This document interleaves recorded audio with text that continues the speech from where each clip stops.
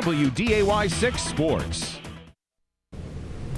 Hi again, everyone. If there's any program that's seen the benefits of a strong recruiting class, it's NDSU. Just 2 years removed from a 3-8 season, the Bison are now the defending FCS champions, led by 11 members from that 2010 class. Craig Bull hopes that same ratio in 2012 works out for another title run. We're pleased to be joined by the head coach on signing day. Tell me your thoughts on 2012's class. An entire season will be defined by one game tonight. Either you still have a shot at a state title or you're left thinking about a loss to your arch rival. That's the setting we have at Concordia for the 6A North Championship between Hewlin Hinterdal and Ada Borup. We have both coaches joining us. Please be joined by Trevor Stewart from Ada Borup. Fourth straight year, coach, you guys are in this game. Can you rely on that experience tonight? They say each team needs to win to make it a true rivalry, and that's the setting we have here tonight at Oak Grove, as Kindred and Central Cass get set to clash for the third time in the last 3 weeks. The winner tonight, though, earns a trip to state. Hi again, everybody. We had to wait a day, but it was worth it. The sun is out, the fans are ready, and Tony Stewart is back as he's ready to race here at Red River Valley for the second straight year. We're really pleased to be joined by the man himself. Gracious enough to get a few minutes here before you get racing. Hi again, everyone. There's an electricity inside the BSA that hasn't been here in the last couple of years. That's what happens when you start a season 3-0, as the Bison men are off to their best beginning in 10 years. Hi again, everyone. They meet every year, twice this season, but tonight's matchup has some added spice to it as each team comes in ranked as the border battle is renewed as Fargo South hosts more. The NDSU coaching staff is trying to figure out a way to stop James Madison tonight. 5 Bison players had an even tougher homework assignment than studying the playbook: learning how to dance. These are the moves that Marcus Williams and Levon Perry are used to. Tonight, though, they're trying out some new ones.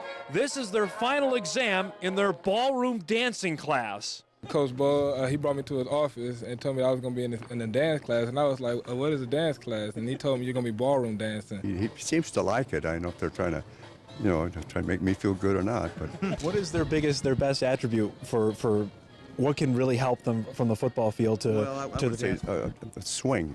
You move it. A lot of fast footwork. Swing. It's a class that Gelking has been teaching for nearly 50 years. And for the football players, the class has actually helped.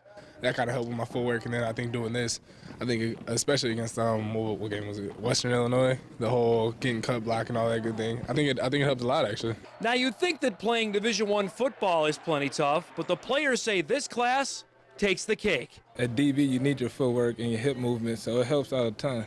Now, what's more intimidating, this tonight with all these people, or playing in front of 19,000 at the Dome on Saturday? It might be this. It might be this. Playing in front where people isn't really nothing, and you play as a team. This is kind of, if you mess up, everybody's going to see. Now, Gelking tells me he hopes that a couple of the players will stay on for the advanced class next semester. Welcome back, everybody, this one last time to Frisco, Texas, in our continuing coverage of the FCS championship game as the Bison have won a 9th national championship. NDSU's calling card all season long was its defense. Best in the nation, allowing just 13 points a game. Today they were even better, allowing just 6, forcing 2 Sam Houston turnovers and stopping the Bearcats 3 times on 4th down. We have the best coaching in the nation. I'm sure of that.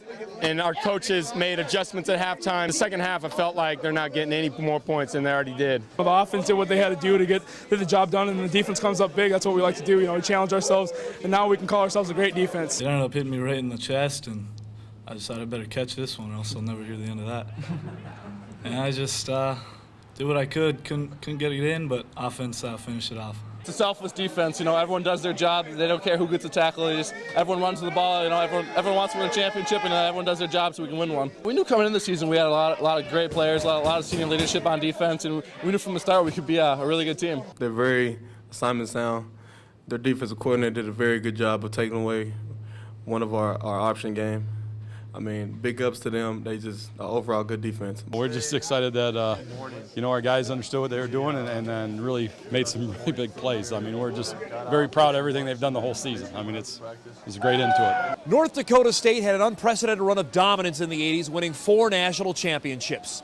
NDSU may be set up in this decade to try and copy what happened 30 years ago. The Bison graduate 9 senior starters, meaning a majority of the guys that won the national championship here will be back next season with winter workouts starting in 1 week. With the Bison in Frisco, Dom Izzo, WDAY 6 Sports. Hi everyone and welcome back to Yankee Stadium, where 50 years ago this week, Roger Maris was seen as a villain to most Yankee fans because it was the North Dakota kid, not the beloved Mickey Mantle, about to break the Babe's record. I was in love with Mickey Mantle, and I was angry with Roger Maris for maybe being better than Mantle and having a better year than Mantle. Baseball fans have a better appreciation of just how difficult it was for him to compete in a New York market because he wasn't a New Yorker. He didn't come from New York. Mantle came from Oklahoma, but he was a Yankee through and through. Maris was an outsider, and that's what really started this whole thing. People looked at Maris as an outsider. When his name comes up for discussion nowadays, it comes up not only about his home runs, but that he was a complete ball player. What else comes up is the fact that he played through some pretty bad injuries. He actually had a fracture of a bone in his hand that was not diagnosed promptly. And I think fans like us remember that, appreciate the fact that he took some guff despite the fact that he was in the right. I think at that time, with Mantle and him, there was a race for the lead, and I think there were more Mantle fans, and that continued on. It seems now, 50 years later, that Roger Maris has become a true Yankee legend, and he'll be honored as such tomorrow here in the Bronx. Reporting at Yankee Stadium, Dom Izzo, WDAY 6 Sports. Good evening, everybody. South's David Ernst said he first started thinking about playing pro baseball about 2 years ago. His dream took a major step towards becoming reality this afternoon. The former Player of the Year in North Dakota selected in the 47th round of the baseball draft by the Chicago Cubs. There's only 12 of them in the country. Right. And we're the only one in the Midwest that has this brand new one. What have you heard from the players? Has it been a noticeable difference on the ice? The kids think it's just the cat's meow. They love it. They think the ice is awesome. We talked before how environmentally friendly the new electric Zamboni is. Tell me a little bit about that. With the electric Zamboni now, we don't have to take any air quality tests. We used to have to take a test tube and do an air quality test for carbon monoxide every week. All right, Denny, how much did you tell me this thing cost? About 135 grand. Oh my goodness. But WDAY's got lots of money. 'Cause I wanna drive the Zamboni. What do I do first here? Well, to go, you gotta go forward with the joystick. You gotta push it forward? Yep, now you're ready. Give it a little bit of gas. Now you're going. Now you want to give it some water. Yeah, can we go a little bit faster? Sure. And the water is right there. You are laying down water right now. There you go. Now watch where you're going. Good job. This is why my dad didn't let me mow his lawn. It's going to be all over the place. You don't want to look back to see how crooked you are. Your turns aren't the best either. See how nice that looks back there? Doesn't look straight, but it looks okay. You're Mysterious moment in Moorhead hockey history right here. This could end our season early. Right, I'm not doing that. For the first time, what the heck? That's a good job. Well, we missed I'm stepping on chunks here. That's no good. I don't think the Sioux would want to play on this. If you were to grade this, if you're a teacher, A to F on my Zamboni driving, what would you give me here? Well, I'd say come back again for some more training, but I think you did a very good job for no training whatsoever. You did fine. You can start. All right. You can start this Saturday. I need somebody at 5. All right, sign me up. AM.